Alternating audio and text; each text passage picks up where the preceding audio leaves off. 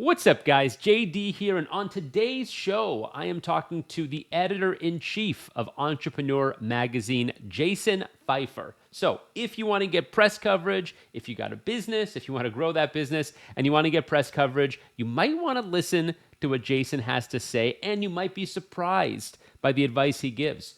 We talk about getting press coverage, getting in the media, getting customers, what business trends he is seeing, what he's not seeing, some interesting stuff around investors and what investors are asking for these days. Yeah, it was a really good conversation, and Jason is a guy that has seen so much, and I think that you will learn a thing or two from this. That's coming up in just a sec. My name is Jon Davids. I am the author of this bestseller right here, Marketing Superpowers. Build a brand so good that getting customers feels like magic. Get it wherever you get your books, Amazon, Audible, Kindle. Of course, get your free chapter at marketingsuperpowersbook.com. If you're a fan of the pod, make sure you smash the subscribe button, follow, and share with your friends. And now, let's get to my conversation with Jason Feiffer. Jason, thousands of entrepreneurs listening right now, they all want to know the same thing. How do you get in Entrepreneur Magazine? Oh, boy. It's the question I hear every single day. Look, I don't want to just tell you how to get into Entrepreneur Magazine because I don't think that that's all that useful. In fact, if you are an entrepreneur, then being an Entrepreneur Magazine isn't really the thing that you should be obsessing over. People often think, oh, well, it's Entrepreneur Magazine. It's about entrepreneurs. I should be an entrepreneur. No, start with this. If you are looking to get press, then the number one thing you need to ask yourself is, what is that press for? What am I supposed to get out of it? You don't go and raise money because it feels good or because you think you're supposed to. You go and raise money when there's a very specific objective. And the same should be true for press. So what do you want to get out of it? Do you want new customers? Is that what you're looking for?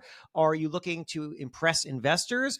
Whatever the answer is, that's going to dictate the publications that you should be going after. So if you have a food brand and your goal is to get more customers, coverage in Entrepreneur Magazine is not going to do anything for you. So there's no reason to be thinking that way. Instead, you should be thinking, okay, well, who are my customers? My customers are millennial moms. Okay, what publications are millennial moms reading? Well, I guess they're reading like Cosmo or Marie Claire or something. Okay, now let's go look at Cosmo or Marie Claire and let's see, how do they cover your category?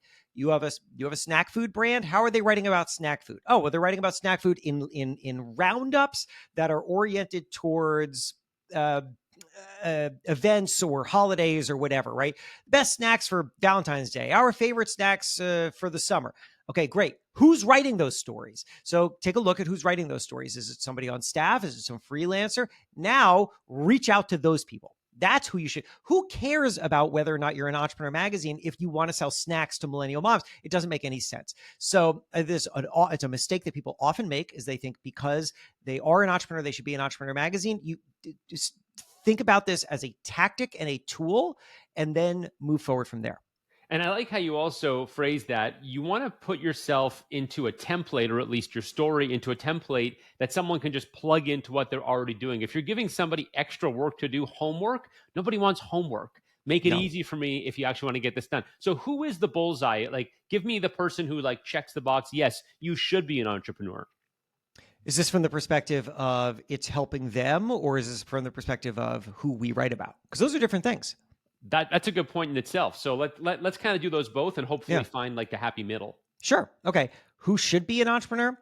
If I was in PR and I was advising clients, I would say that you want to be an entrepreneur basically for two reasons. Number one, because you are going out and raising money, and therefore you want to show investors that you have traction in the marketplace, you're taken seriously in the places that they want you to be taken seriously in.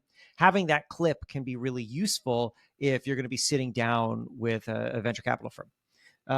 Reason number two is because you either sell to businesses and therefore you want to get in front of that audience, or somehow engaging with and being seen as relevant to that audience is useful to your long-term goals. Maybe, for example, you are a company that is pursuing hard to get contracts with school systems or hospitals. And it's really helpful when you're trying to get attention from these extremely difficult, long sales cycle clients to be showing them things about how you're taken seriously in the ecosystem that they take seriously too. That would be my suggestion. Now, the question of who do we actually write about? I mean, I don't, as a maker of Entrepreneur Magazine or a maker of media, I don't care about literally anything that I just said, right? Like I'm giving you advice from the entrepreneur perspective, because what you have to understand from the person who makes media's perspective is that their job is not to give you press coverage. That's not how they see it. They're not a service provider whose job is to give you coverage. People email me all the time and they say things like, would you like to cover us? Would you like to write about us? No, the answer is no. I don't care about that. What do I care about? I care about my reader or my listener or my viewer. I care about my audience. Those people, if I'm the editor-in-chief of Entrepreneur Magazine, which I am, then what those people are looking for is insights to help them build businesses. Nobody's reading this magazine because they care about the companies in this magazine. What they care about is insights that help them grow. So what I have to do is I have to write about companies from the perspective of a reader who's looking to grow their own thing, which means that the thing that I'm really interested in is not how successful you were or your inspirational story or whatever. I don't care about any of that. What I actually care about is really interesting and useful decisions that you made in the course of growing your business to solve problems that other people face, to achieve things that other people are trying to achieve, and great insights from you about how and why you did that, such that you can articulate them and we can articulate them so that they will be useful to other people. So I'm interested in a pivot that you went through, not because it's helpful to you, but because you learned something about how to understand the true nature of your audience that other entrepreneurs who are in similar situations can learn from and say, aha, that's a really smart way of thinking about it. I really love how they went through their market research. I really love how they then learned who their actual target customer is. I can do that too. So that's what I'm looking for. You hit on a really important point that I tell people also, whether you're talking about a product that your company sells or you're trying to make content for social media that's going to get seen by a lot of people. What you have to remember is that it comes down to people are selfish, whether they admit it or not. They want to know what's in it for them. What am I going to learn from this? Am I going to, it's going to make me laugh? Am I going to get some value out of this? And if you can just put yourself in the mind frame, what is this selfish person going to get out of this for themselves? Nothing to do with me. It's for them. You'll always get further because that's all that motivates people. What's in it for me? Yeah. So I call that the first question. And the first question that anyone asks about whenever they encounter anything, literally anything, the first 10 seconds that they were listening to this podcast episode, every item that they see on a shelf, every newsletter or email that they receive, they're asking that first question. And that first question is this for me or is this not for me? And you need to anticipate and answer that question as soon as possible. And I mean, John, you're right in a way. People are selfish. I don't like thinking about that way because selfish has this loaded negative, whatever. It feels loaded and negative. I'm missing the other words that I wanted to say. And look, it's selfishness is not a bad thing. Just like you, just like everyone else, have the same number of hours in the day. And I have things that I want to accomplish. And those things that I want to accomplish are things that I want to accomplish for me and for others. I have to make money to support my family. I have to make sure that my businesses operate because other people's livelihoods are dependent upon it. I have obligations that I have created for other people, and I want to make sure that I'm fulfilling them. I have customers who have expectations and they have given me money, and I better deliver on that. It is not selfish to want to do a good job at those things. So what I am out in the world doing is trying to do a good job at that. And sometimes I want to take a break and I have an hour in my day where I want something that is going to restore my energy so that I am able to go back to the tasks of serving my family and my customers and my team. That's not selfish. That's that's taking care of yourself and taking care of others. So nobody's reading this magazine because they just have time to burn. That's the important thing to remember. Or like nobody's reading because they have time to burn. And nobody's reading it because they're like selfish. They're reading because they have an objective. They have an outcome that they desire. And we need to understand that outcome and then serve it. Yeah, you're right. And I think my listeners will know I use the term selfish pretty liberally. And all Yeah. I mean by it is that you have to always consider nobody owes you anything. I mean, I No. think this whole idea of like we're in the participation economy and I get a trophy for taking part, like in the real world, no, you don't. It's really a meritocracy, and the people who win are the people who actually gave the consumer, the public, something they wanted. I want to ask you a question though, because Yeah. you are this you've been in the media for a long time. You've been in a lot of different magazines, and here you are running a big national magazine. What's your take on the culture of personal brands? Everybody's got a newsletter, a podcast. They want to have an audience. Does that help in general? Like, do you think that's a worthwhile endeavor, or do you think that most people should just be keeping their head down and not worrying about being so public? Well, I don't want to make prescriptions for most people on anything. I think it depends upon what your goals are, but I do think that it is very helpful to create a public perception of yourself in whatever intentionality you have. So if you are in sales, then I think it's pretty helpful to create a public record of you as a knowledgeable person in sales, which doesn't mean going on LinkedIn and like banging the gong every time you sell something, but it does mean that if you understand sales and you can share some of your insights about sales on LinkedIn, then the next time that someone is going to consider hiring you for their sales team and they Google you and they land on their your LinkedIn page, they might read some of those posts and they might say, oh, this is a really smart person. And that might put you a couple notches above somebody else who that they're considering. Now that's a different version of a personal brand than like me, like I'm building a larger audience and that fulfills other goals that I have. Not all personal brands have to be gigantic. You don't have to be The Rock with like a bazillion million followers on Instagram. You can just establish yourself as a thoughtful, intentional, insightful professional in whatever field you're in. And if you have a business, then yes, I think it is really important that you do put yourself out there. Or if you are not comfortable doing it, that you find someone else in your business who is comfortable putting themselves out there, because people connect with people, not with companies. And so the more in which you are a face, or you at least are producing a face that's out there in the world that people can engage with, the more they are going to build what feels like a personal relationship with your brand. I recently heard a great term that I loved, which is that, in fact, we need to move from personal branding to team branding, by which this person meant everybody on your team should be encouraged and should be given the tools and resources to start building their own personal brands, because all of that helps your company. Because if everybody on your team has a great social media presence, and it doesn't have to be sharing constantly about your brand, but is engaging, is another face for your brand, is someone for people to connect with and relate to, that only serves you.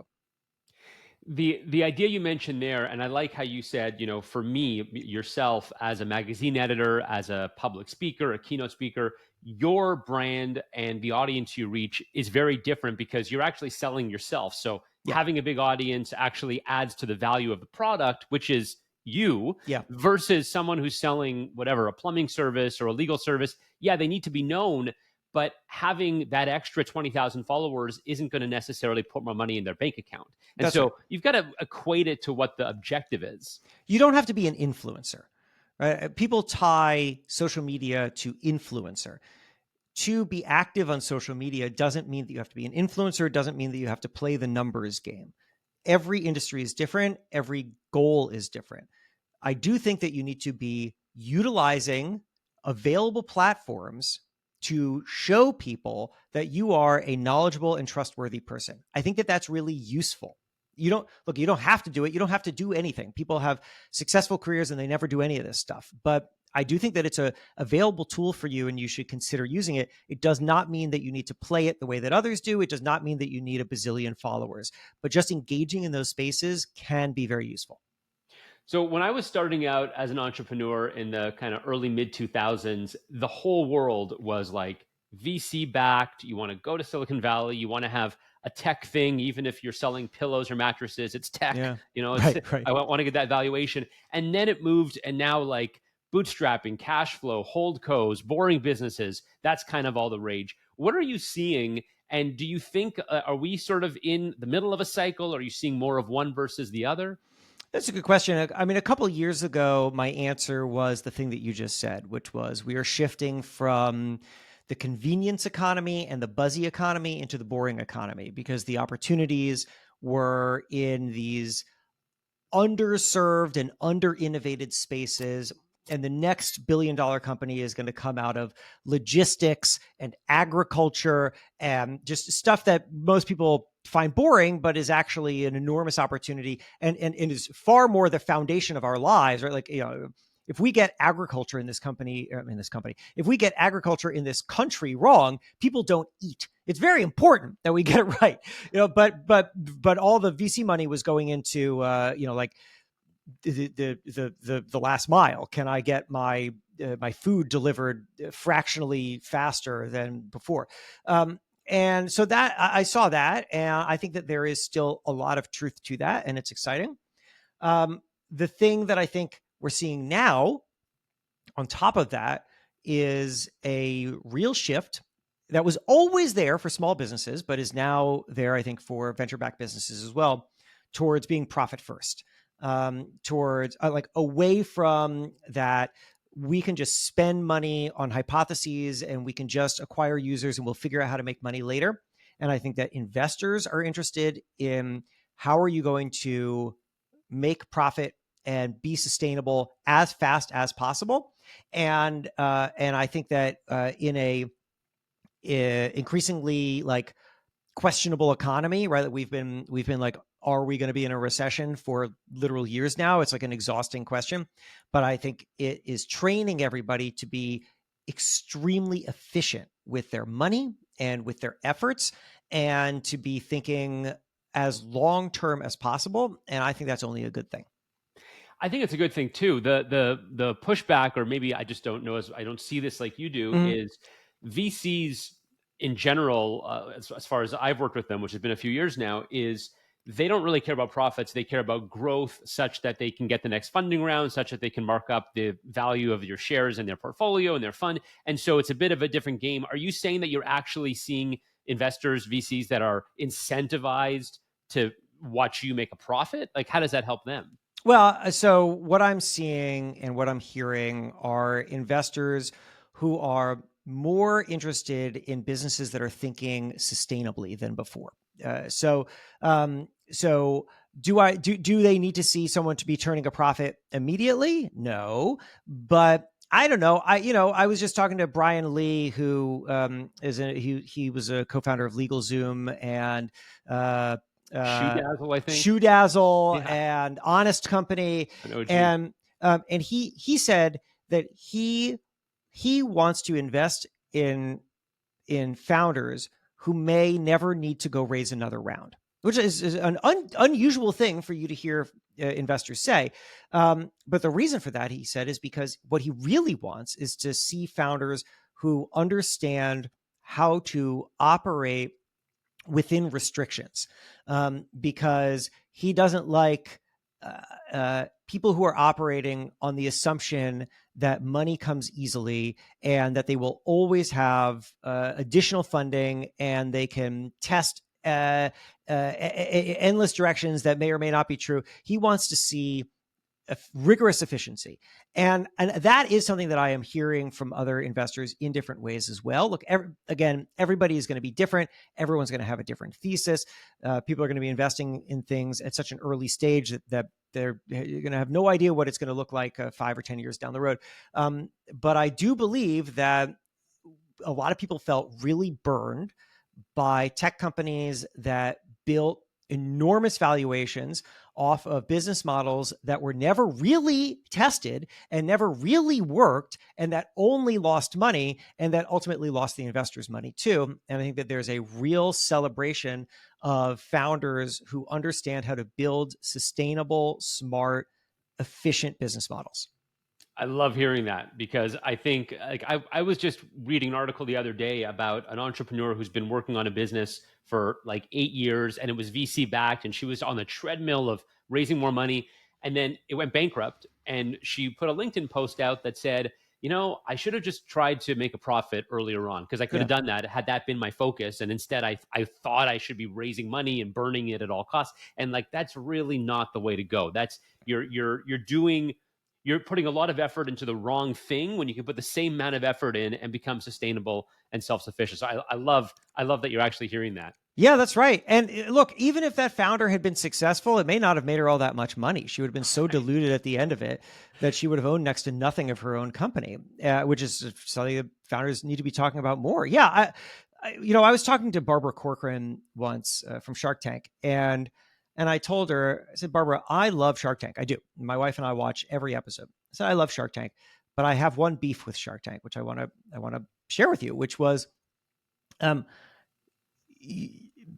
the story that Shark Tank tells, and I know it's not intentionally trying to tell this story. It's just, it is the very nature of the construction of the show.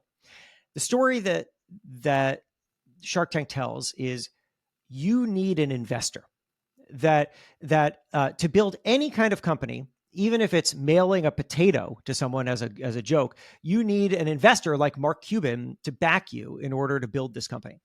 And that's fundamentally not true. And I do worry that the popularity of Shark Tank and just the increasing cultural awareness of and focus on investors has trained people to think that they need to go out and get that investor dollar. And it is often not true. And Barbara agreed with me. She said, in the real world, almost 0% of the companies that appear on Shark Tank would ever get in front of investors like them and would ever get any investment dollars. And she's right. But they can still build great companies. They just have to be profit first, and they have to be really meticulous about how they build. I totally agree with you. And the dirty little secret, and I've talked to a few of the sharks about this. I had Kevin on a few weeks ago, is in reality, when someone goes on Shark Tank and they start off and they say, we're going to do XYZ and we need $35,000 to get it done. And I think to myself, if $35,000 is a bridge too far, like if you can't go out and make 35 grand in the next few months as an entrepreneur who's going to have to lift a boulder up a hill, like making 35,000, go set up a lemonade stand outside a baseball game and make some money over a few weeks. I think that I totally agree. The glorification of raising some money, that'd be like me praising myself for getting a bigger mortgage on my house. Like, what are we doing here? That's right. Do you want to congratulate yourself on getting a boss? I mean, that's basically what's happened there. Yeah. It's Brian, when I was talking to Brian Lee, he thought that the retraction in the venture market, which has happened right now, right? It's harder to get venture dollars, is a good thing. And the reason was because it's going to force people to think about how do we build business models that are sustainable from the start. And that tightening is only helpful. So tell me something that you get pitched all the time and you're seeing it and you think we're at peak, whatever it is. What do you want to see less of? I mean, what I see less of is like less pitches in my inbox, to be honest with you. That red bubble's blowing up right now. I can see it. Oh God. I mean, I'm sure I literally got 10 pitches in the time that we've been talking. What am I seeing too much of? That's a really good question. One